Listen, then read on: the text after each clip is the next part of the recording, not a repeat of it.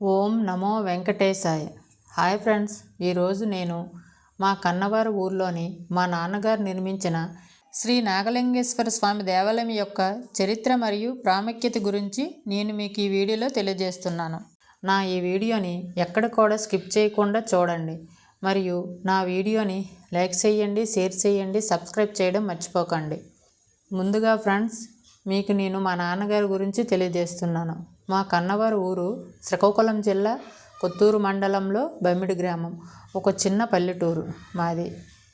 మా నాన్నగారి పేరు హనుమంత్ రామూర్తి నాయుడు, మా అమ్మగారి పేరు హనుమంత్ హైమావతి. ఇక ఈ నాగలింగేశ్వర దేవాలయాన్ని 1961లో నిర్మించారు.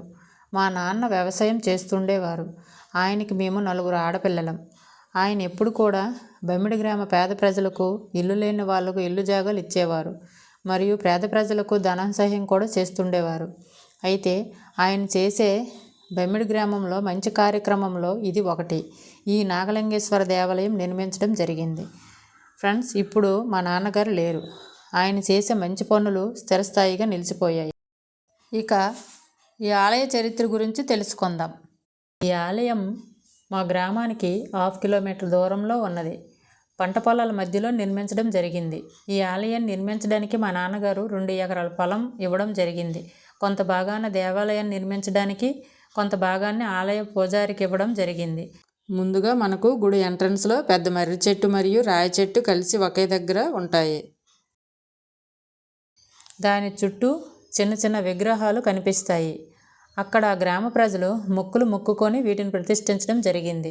ఇక ఆలయం ఎదురుగా పెద్ద ధ్వజస్తంభం కనిపిస్తుంది మరియు ధ్వజస్తంభం ప్రక్కన చిన్న బావి కనిపిస్తుంది మరియు ఒక పేరంటాలు అమ్మవారు కనిపిస్తుంది మరియు చిన్న చిన్న ప్రతిష్ఠించిన విగ్రహాలు కూడా కనిపిస్తాయి. అవి ఏంటి అంటే సాయిబాబా విగ్రహం మరియు సుబ్రహ్మణ్యేశ్వర విగ్రహాలు మరియు ఒక పెద్ద నాగపాము విగ్రహం కూడా ఈ వీడియోలో కనిపిస్తున్నాయి, చూడండి.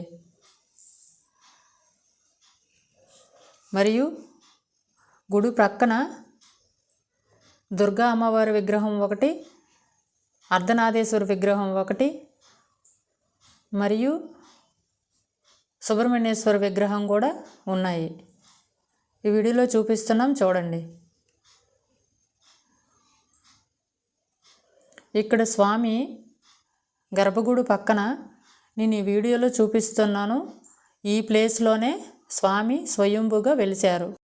ఇక్కడ స్వామి స్వయంభూగా వెలిశారు అనడానికి ఒక కథనం ఉన్నది.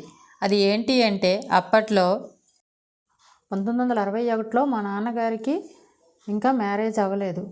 మా నాన్నగారు వ్యవసాయం చేస్తుండేవారు. వరి పంటలు పండించేవారంట. అయితే ఒకరోజు మా నాన్నగారు ఆ ఊరు పనివాళ్ళు ఇక్కడ వ్యవసాయం పనుల నిమిత్తం వచ్చేవారు.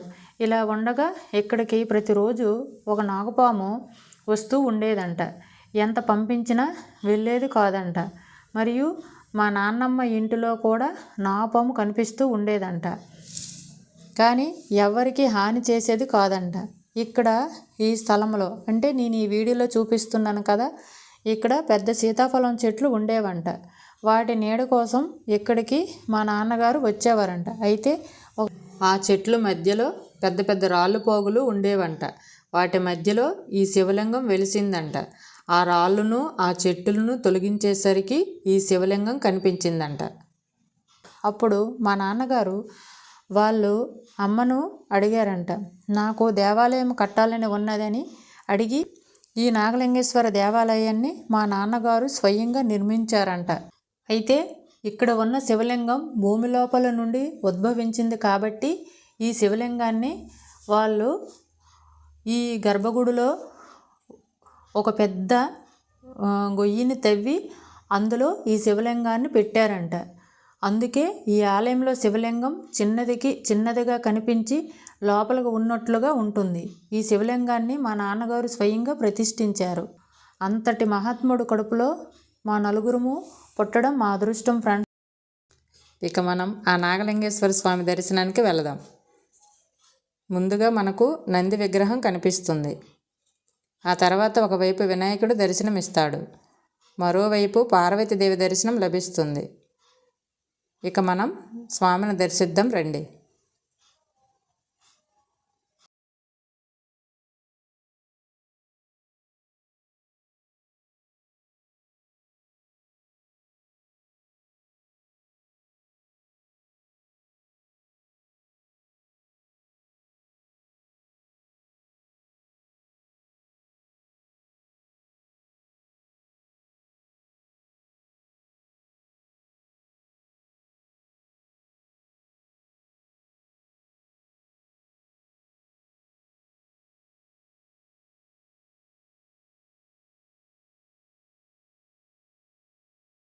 ఈ ఆలయం కుడివైపున పెద్ద ఆంజనేయ స్వామి విగ్రహం ఉంటుంది.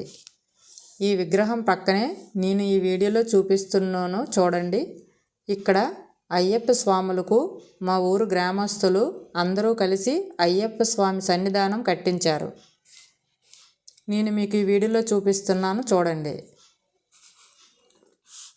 ఇక్కడ ఆ స్వాములు అయ్యప్ప స్వామిని కొలిచి పూజలు చేస్తుంటారు, భజనలు కూడా చేస్తుంటారు. మరియు ఇక్కడ ఈ అయ్యప్ప స్వాములు కార్తీక మాసం నుండి ధనుర్మాసం వరకు ఉంటారు.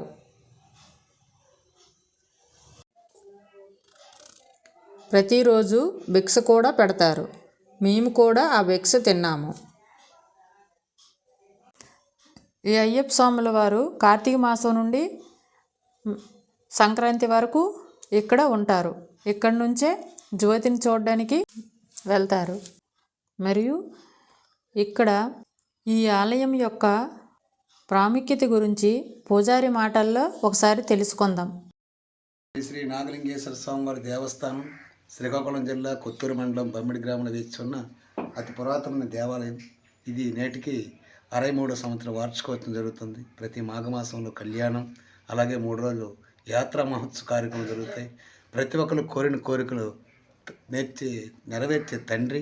ప్రతి ఒక్కరు కూడా ఏదో అనుకుంటే ఆ కార్యక్రమం నెరవేర్తే ఆ యొక్క పరాక్రమం తెచ్చి ఆడిస్తుంటారు. ప్రతి సంవత్సరం ఈ యొక్క కార్యక్రమాన్ని చుట్టుపక్కల 10 పరిసర గ్రామస్తులందరూ కూడా విచ్చేసి ఈ యొక్క కార్యక్రమం జయప్రదం చేస్తుంటారు. అలాగే అన్నదాన కార్యక్రమాలు, కళ్యాణ మహోత్సవం, అలాగే భక్తులు వచ్చి తీర్థప్రసాదాలు స్వీకరిస్తుంటారు. అటువంటి పురాతన స్వయంభూగా వెలిశాడు ఈ యొక్క నాగలింగేశ్వర స్వామి. వీళ్ళ నాన్నగారు అయినటువంటి హనుమంత రామమూర్తి నాయుడు గారు స్వామిని చూస్తే రాళ్ళు మధ్యలో వేచి ఉన్నాడు. అప్పుడు అంతా తీసి ఒక గుడి కట్టాలని ఉద్దేశంతో గుడి కట్టారు. అప్పటి నుండి ఇప్పుడు నేటికి 63 సంవత్సరాలు అవుతుంది. వార్షికోత్సవం జరుగుతున్నాయి. పరిసర ప్రాంత వస్తువులు గ్రామస్తులు 50 మంది ఈ కార్తీక 3వ సోమవారం చుట్టుపక్కల గ్రామస్తులందరూ కూడా ఇచ్చేసి ఈ యొక్క స్వామికి దర్శించుకుంటారు. సాయంత్రం 5 గంటల వరకు కూడా ఖాళీ ఉండదు స్వామివారి దేవస్థానంలో. అలాగే మాఘమాసంలో కళ్యాణ మహోత్సవం జరుగుతుంది. మహాశివరాత్రి 10 రోజుల ముందుగా ఎవరైతే ఏదో మనసులో పట్టుకొని ఈ యొక్క స్వామి ఇంత ప్రతిష్ఠ అని మనసులో అనుకొని ఆ యొక్క కోరిక నెరవేర్తి వచ్చి ఈ యొక్క కార్యాన్ని ఈ యొక్క స్వామికి ఏది నివేదించదలుచుకుంటే అది ఇవ్వచ్చు. కానీ కోరిన కోరిక నెరవేరుతుంది. అటువంటిది ఈ యొక్క నాగలింగేశ్వర స్వామి దేవస్థానం. మీరు ఎప్పటి నుంచి ఉంటారండి చెప్తాను. మీ మామయ్య నుంచి అవుతుంది. మీ మామయ్య గారు ఫస్ట్ మా మామయ్య గారు ఉండేవాళ్ళు. అప్పుడు పూర్వం నుండి మా బావగారు నుండి కుంటిపద నుండి వచ్చి వీళ్ళకి అడ్డం నడిచి వచ్చేవాళ్ళు. ఇటువంటి పవిత్రమైన దేవస్థానం కాబట్టి అంత దూరం నడిచి వచ్చేవాళ్ళు. ఇప్పటికి 63 సంవత్సరాలు అవుతుంది. మేము వచ్చి 10 సంవత్సరాలు అవుతుంది. అంతకుముందు వచ్చి మా బావగారు దేవస్థానం వాళ్ళ నాన్న నుండి ఈ యొక్క దేవాలయం అర్చకత్వం చేస్తాం. మా బావగారు పరమైపోయిన తర్వాత నేను వచ్చాను. మాది పలాస విలేజ్, అంతర్కొండ గ్రామం. మాకు శివాలయం ఉంది. అయితే ఈ యొక్క పవిత్రమైన దేవాలయం కాబట్టి, స్వయంభూ దేవాలయం కాబట్టి నా ఇల్లు వాకళ్ళని తొలిసి ఇక్కడ పూజ చేస్తున్నాను నేను. అటువంటిది నాకు భూమి ఉంది, ఆదాయం ఉంది, ఇల్లు ఉంది, అన్నీ ఉంది. కానీ విదేశీ అటువంటిది ఈ స్వామికి చెంబుడు నీళ్ళేసి చాలు మీరు కోరిక నెరవేరుతాయి. ఇది నిజము, యథార్థము. కావాల్సింది మీరు ఒకసారి మొక్కుకోండి, చూడండి, చూసిన తర్వాతే రండి. ఇది అటువంటిది నాగలింగేశ్వర స్వామి.